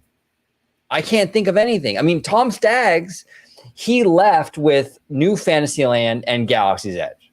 Huge. And I think wasn't Pandora part of Tom Staggs too? And even Shanghai Disneyland. I think all this stuff was either it was started and or completed on his watch. Definitely DCA 2.0 with Cars Land, Buena Vista Street, wasn't it? No, it wasn't. I could have sworn he was part of that. No, that was before he was the parks guy. That was before. Yeah, because all that stuff was announced in 2007. That was before him. Yeah, but that's right, because it got announced in 2007. So by the time it was completed, he was coming in like the marketing type. Yeah, but he was New Fantasyland. He was Pandora. He was Shanghai Disneyland. Like, he had some decent wins. You know what I'm saying? As a parks guy, what is Josh D'Amaro in the chat? If you can give me one big win that he's had, I can't think of any. I really can't. I can't think of one big investment that we've gotten that was like that had his name on it. Exactly. I mean, even Chapek, I can give you wins. Cosmic Rewind, perfect example. He had that win. You know what I'm saying? Mission Breakout. It was an overlay, but it was a win. It really was a huge win for him. What's a Daddy Josh win? I can't think of any. And I'm open to hearing them. If we have a Daddy Josh win, put it in the chat. Andre and Starship, honestly, they're saying it's Genie Plus. Oh, jeez. That's like the only thing that's kind of tied to his name right now, which is actually really true. Yeah, right. Exactly. Mr. Seymour Duck here says Hugh Johnston is also the senior executive vice president at Disney. Interesting. I did not know that, Mr. Duck. Thank you for that. That's interesting. Very, very interesting. And I do want to touch. Oh, did you have something else, bro? No. Go ahead, brother. I was going to say, because I'm kind of going through like the timestamps of today's Q&A, and I find this quite interesting too, because this is something I also had a conversation with OG many months ago, and a lot of people on like more of the future development of the parks and investing this $60 billion into it. And a lot of people are saying, third gate at Disneyland, which I could definitely see. Fifth gate at Walt Disney World, not so much. But there is something that a lot of people are kind of bypassing a little bit, and actually it wasn't touched upon during the conversation, but it just kind of threw like some hints. Okay. That it was mentioned that Shanghai Disneyland is the #1 tourism destination in Shanghai, right? And we all know that Bob Iger has a very strong relationship with China, and especially for Shanghai Disney, that was his baby. It was, and it still is, and it was mentioned that they've only developed 4 out of the 7 square miles of Shanghai Disneyland. So there's still 3 square miles left of land that they haven't used. Could that potentially be a second gate for Shanghai Disneyland? Yeah, I wouldn't count that out. And a lot of people aren't talking about that, George, and I wouldn't count that out at all. And the fact that Shanghai, Disney sees that resort as a huge success already, I'm sure of it. And you said he's got a relationship with China. I wouldn't count that out. I'm curious to see what everyone's thoughts are in the chat about that. Slimer here says, who is the creative lead over at Oriental Land Company? Andre follows up with, yes, Slimer, we need the creative lead from OLC. Yeah. Well, and that's the thing, too, that's frustrating. We did a video today, actually. Well, it premiered today with Lucas Kim, who, friend of the channel. We love Lucas. If you're watching Lucas, big shout out to Lucas. But we were talking about that, how Imagineering can create these incredible attractions, incredible experiences over there in Japan. When you watch the ride through, check out the video we did with Lucas today. We go through the whole ride through of that Frozen ride over in Fancy Springs and how technologically advanced it is in this marriage of like physicality and projections. It's absolutely breathtaking. It's unlike anything, honestly, I've ever seen before. It's incredible. So Disney has what it takes. They have the people in place. They have the creative people in place to do these things. It's, for whatever reason, Burbank or some other entity that's getting in the way. So if Disney would just get out of the way and let these Imagineers do what they got to do, I think we'd be fine. I really do. But unfortunately, they just want to Yeah, because I mean, again, it was also mentioned that honestly, right now, in Iger's eyes, what's going to be the top growth of opportunities he had mentioned was Disneyland Forward, the additional cruise ships, which are being built as of right now, and Fantasy Springs was also part on that list.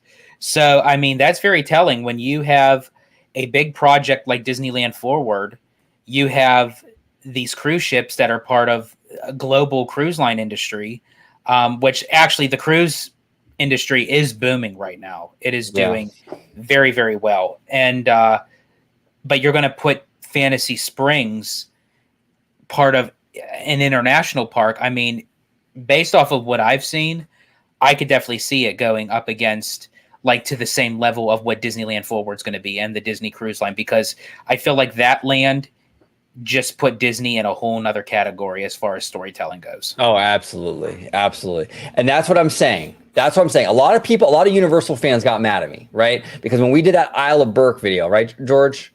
And we were talking about how these rides, when Universal gets up there and they say, oh, this is the most innovative park we've ever done. It's going to change the theme park industry. And we get the spinner ride that I've seen at Camp Snoopy at Knott's. We get the coaster that's not even a dragon. It's a man-made dragon with no wings. Okay. And we get the theater show, which will probably be the best part of the whole area, let's be honest, right?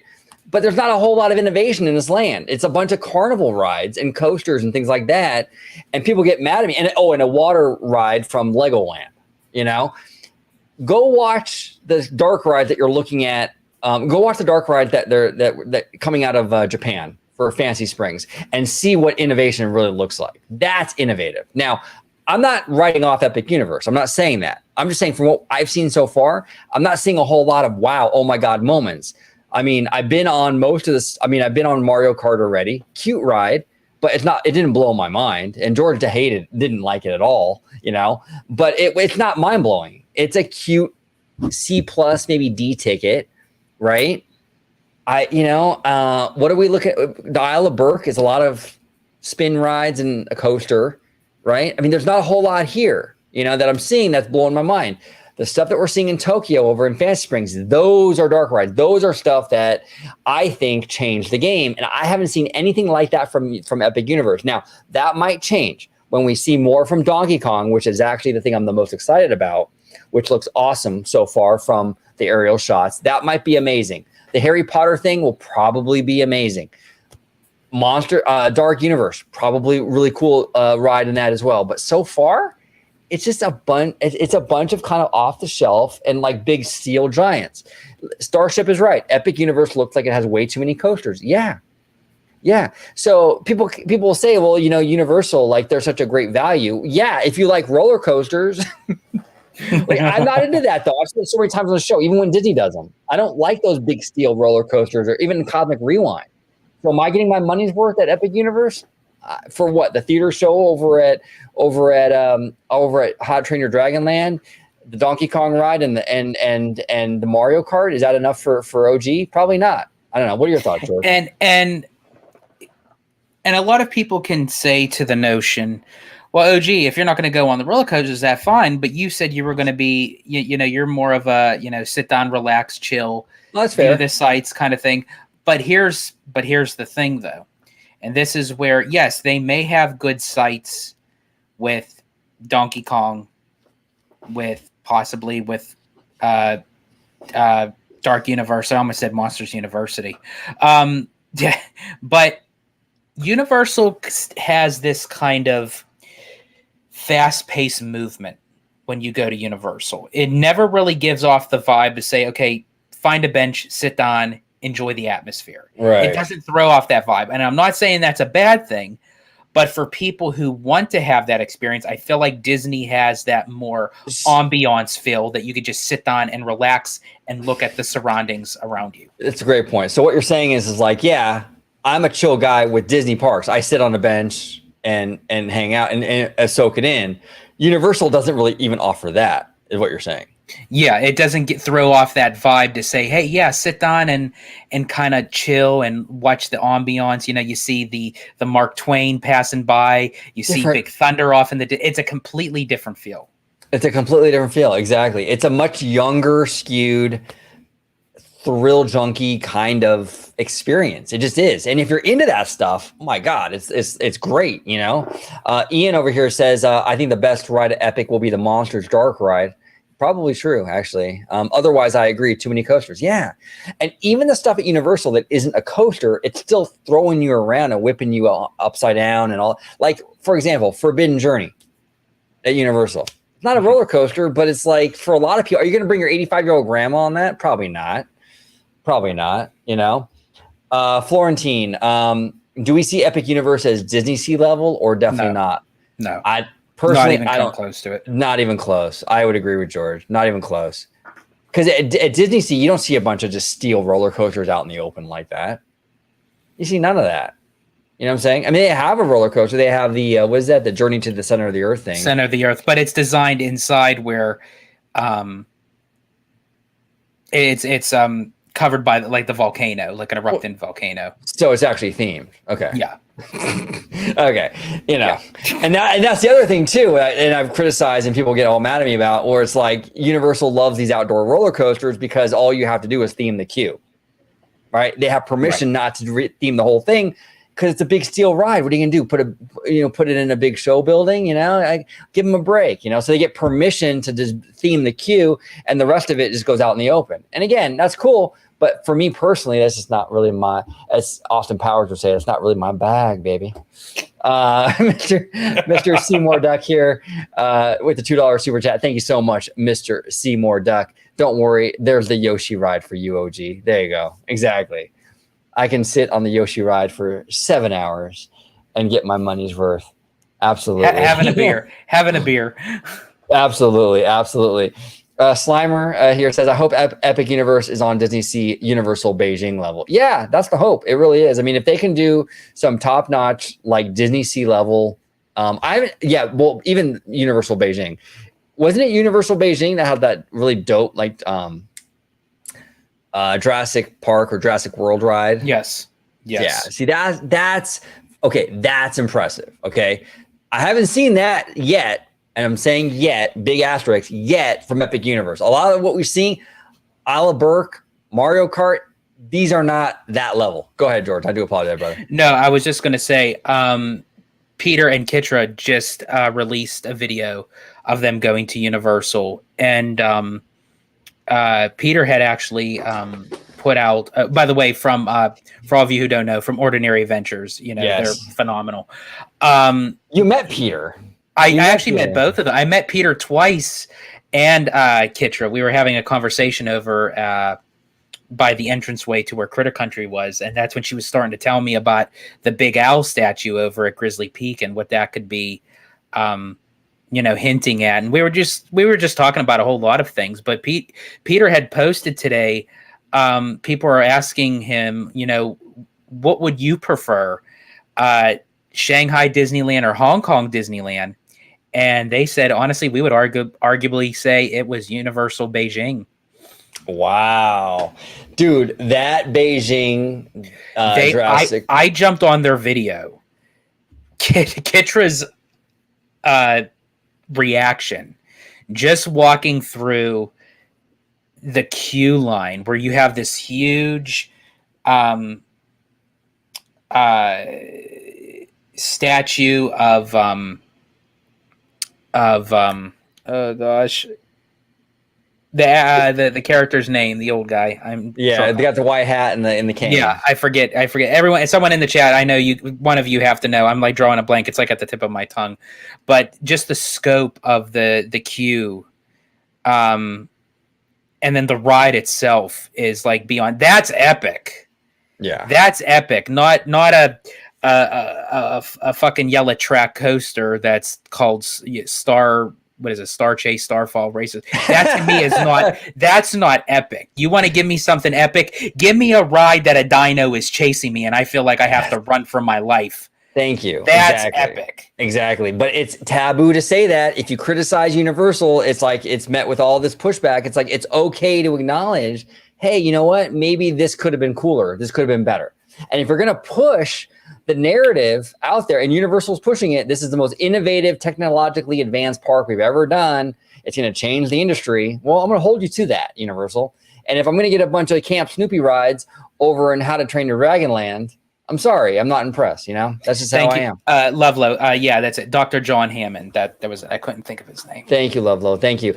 Marianne here says, I want to go to Universal, but it seems like a one day and I'm good kind of park. Disney will always be my number one. Yeah, It kind of is, to be honest with you. But if they add that the Jurassic World thing, that's going to be a game change. Theme Park Horizons is in the house.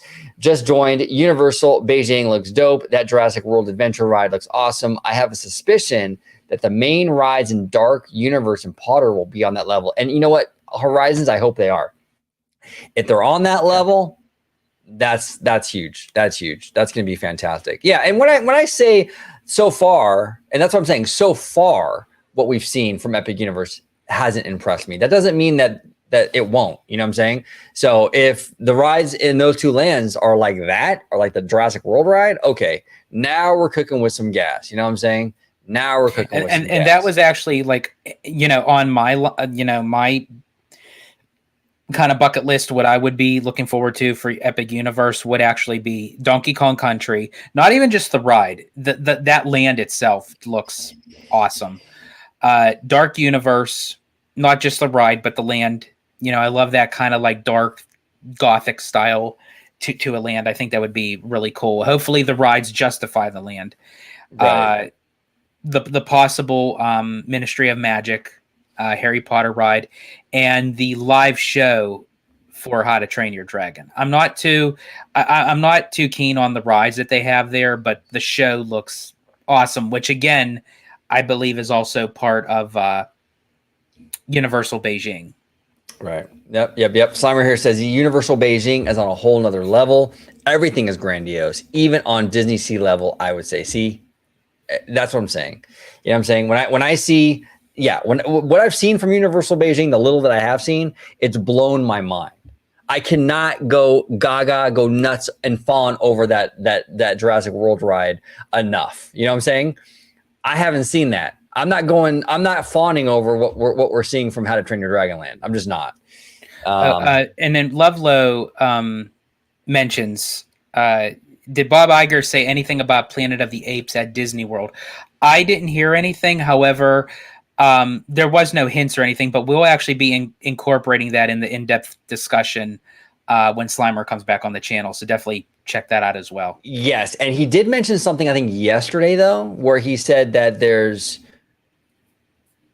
a lot they can do with that franchise, or he said something along those lines though. He didn't give specifics, but I think it was on that Disney Upfront event or whatever he did. Oh, gotcha. And he said there's a lot of stuff that they can do with this franchise, but he didn't say what. So, and we've talked about that.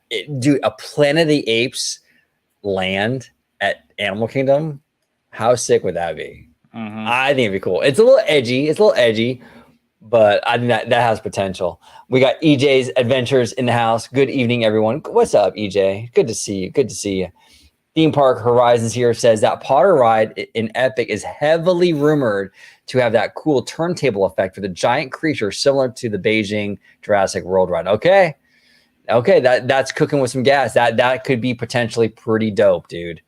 They need something big like that. They need something cool like that. So, and then he continues to say, I think in like 5 years, when all the trees grow in, Celestial Park honestly might be the USA's best representation of Tokyo Disney Sea's beauty. Busch Gardens Williamsburg also is gorgeous. Just went. Okay, cool. I can't speak on Busch Gardens. I've never been to that park, but interesting. Okay.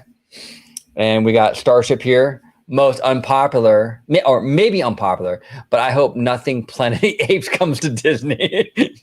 Yeah, I mean, it's a pretty violent franchise. You know what I'm saying? It's an edgy franchise. I mean, it's not.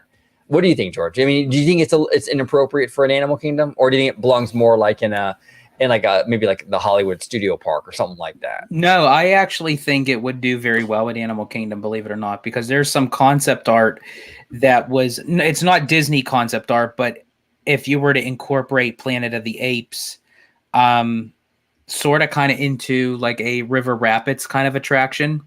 And I do have, I think the piece of that concept art, which I will share on the video when we do it with Slimer. And I will get into that a little bit more, but I'm not going to do it here because I want to save that conversation for when we record with Slimer, because it's going to be as Kaylee says it's going to be a banger. Banger, absolute banger. Starship here says, do you think Universal should start a convention like D23? Oh God, don't give them any ideas. Well, they might. I mean, it might be a good idea to do it. The only problem though, and this is my only warning to Universal, okay? Universal's kind of got everything going for them right now, right? What does Universal do, George? What do? They build the ride, and then 70% through the building process, and then they announce the ride, right? Right. Something like if they were to do a convention, they would have to kind of backtrack to kind of do on Disney's level. Yes, you would announce before. That leads to problems. We've seen it with Disney. Things change, plans change, and fans will hold you accountable. They will. So Universal wouldn't get away from that. You know what I'm saying? So if they do a convention and they announce something 2 and 3 years from now, right? And things change or plans change, well, fans are going to hold you to that concept art. You know, well, right now, look what happened at Universal Hollywood. They're building this Fast and Furious coaster. The thing's already going up, and they just announced it. They just officially announced it. So that's the only risk. So we'll see. Horizons here says, I don't. Universal as a brand yet is currently big enough to warrant a D23 because D23 is not just about the parks. I don't know if I agree with that though, Horizons. Universal's a huge brand. I mean, their movies, they were the #1 studio last year. The #1 studio last year in the box office. Yeah, I think if Universal really did want to do it, they could. I just don't think it's in their wheelhouse of how they operate things. They operate things so much differently than Disney, and I don't see how the way they run things of how a convention would actually go to for them in a positive way. It's interesting. Yeah, Horizons here continues. If Universal were to do a convention, it would have to be about the brand as a whole. I can see this being possibility of a company merge with WB. Movies, TV, Illumination, DreamWorks, and Potter. Yeah, well, that's a whole nother can of worms, Horizon, because, there's been rumors that Comcast is going to buy WB, or they want to buy WB, or they want to buy parts of WB. We've heard that.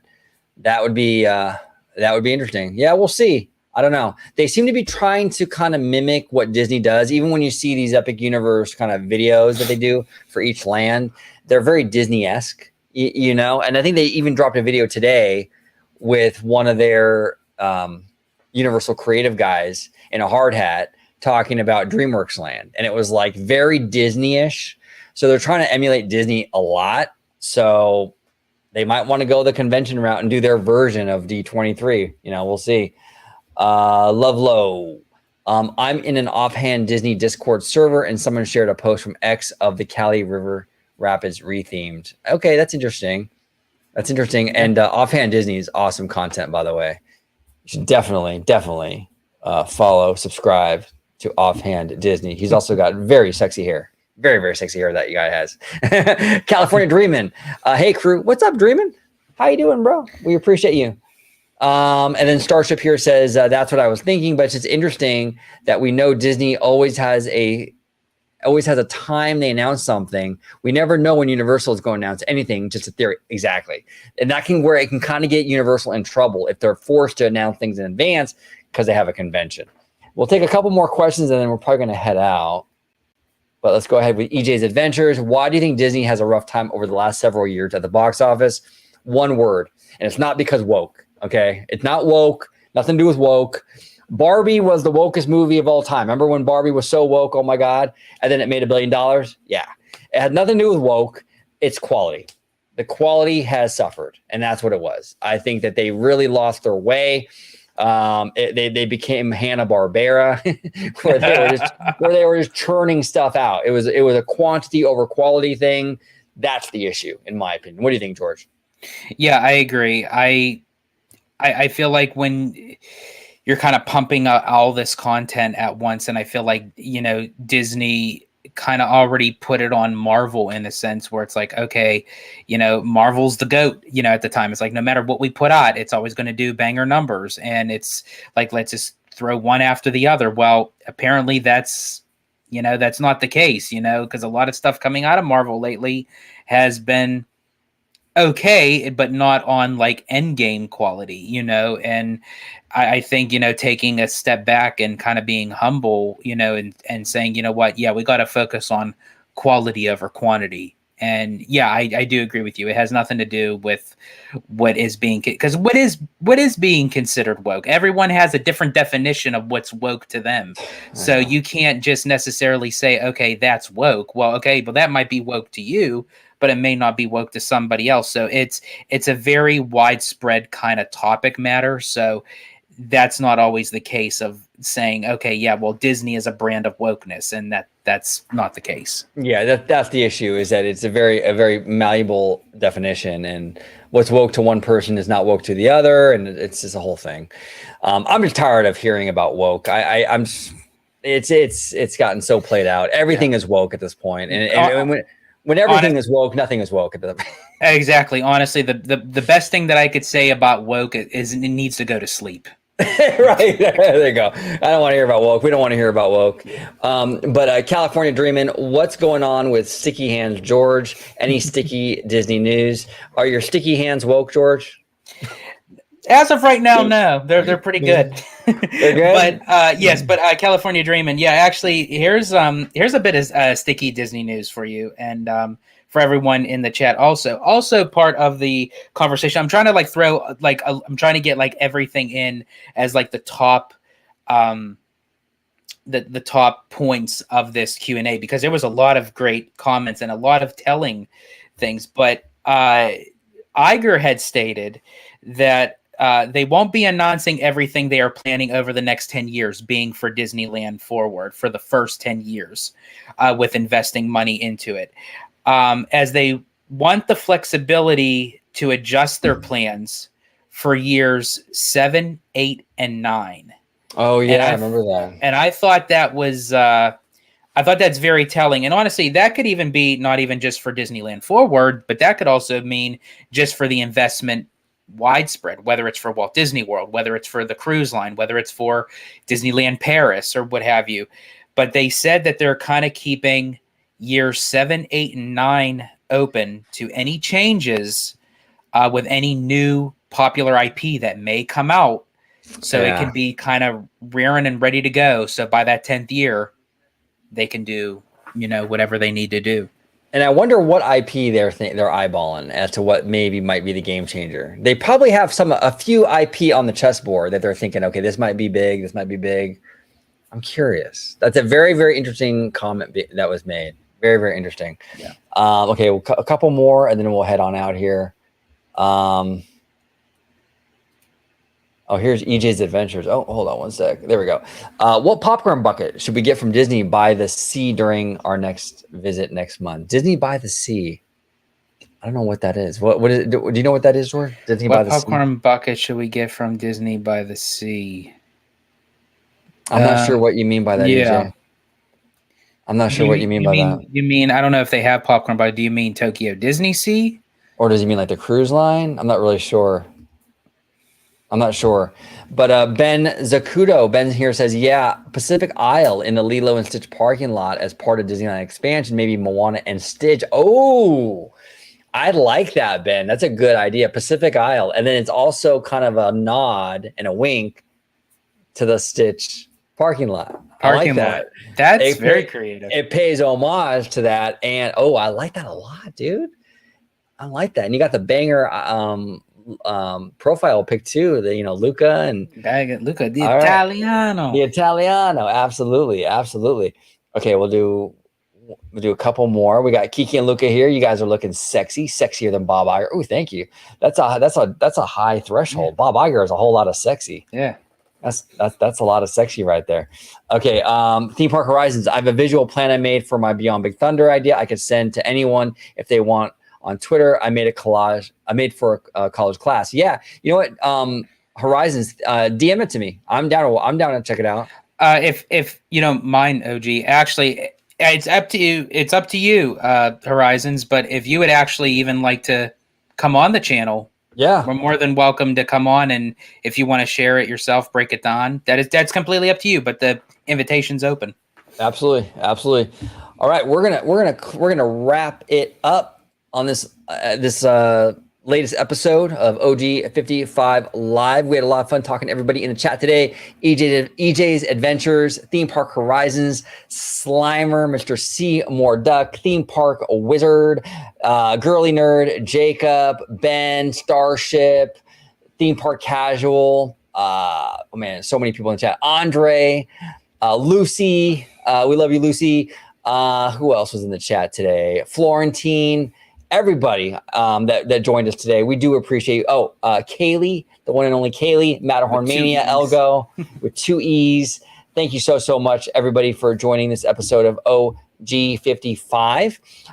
We will be back very soon with another live show. George and I have talked about doing more of these live shows. We love interacting with the community. It's a really, really good time. It's a really, really fun time for us, and we enjoy it. And yeah, we'll do another one of these. George, if you could let the lovely people at home know where they can find you on social media, sir, just make sure that you do not mention your OnlyFans. We got to save that, man. That's for the member chat only, man. That's for the member chat only. You know what I'm saying? You can find me on my non-member streaming platforms on X, formerly known as Twitter, at Disney George. You could also find me on Instagram under the Disney Italiano. And of course, you can find me here on my home base at Orange Grove 55 with Citrus Corner, with all that sweet, juicy, but sometimes sticky Disney news and info. There we go. And we are K-pop fans here at OG55. Well, actually, it's probably me. Who's probably more the K-pop fan than George. But George, we're getting him into it a little bit. He's dipping his toe into it. But we're going to end the show like we always end the show, with the lovely and beautiful Youngjin from the K-pop group Let's Say RFM. Thank you all so much for watching this episode of OG55 Live. 세상은 누구에게나 공평하게 추악해.